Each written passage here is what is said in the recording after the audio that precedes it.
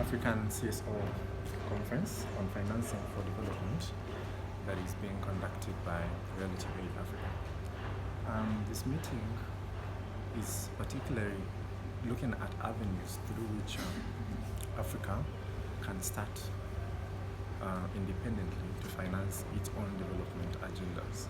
And herein we have some tenets like we're trying to establish as the civil society organizations in Africa, how plausible is this amidst the global challenges such as the rise of the global powers like the BRICS, which are Brazil, Russia, India, China, and South Africa, and what do some things mean? For example, the Brexit, and what implication does it have on us as African people in the wake of the global powers or the regional economic blocks that we are forming? For example, the recently ratified Continental Free Trade Area.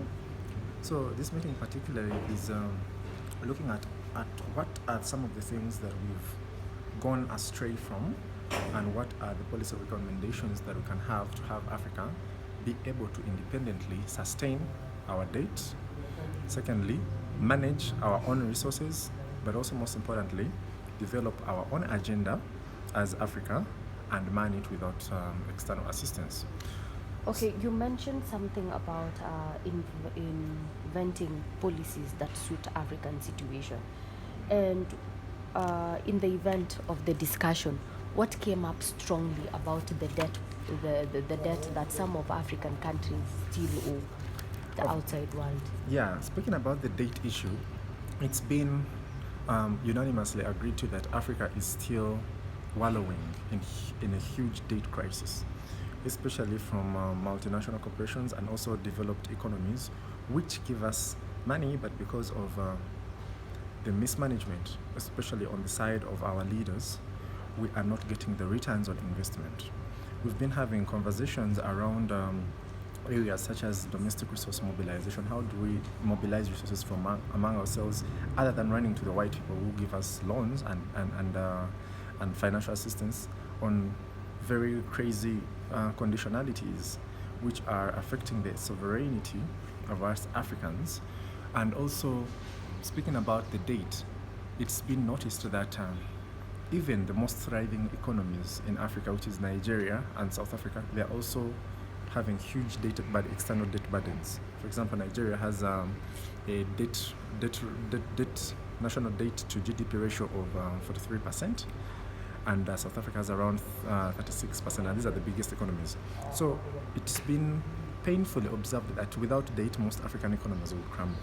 But then the question is, what are the alternatives there is for us to have our own money and also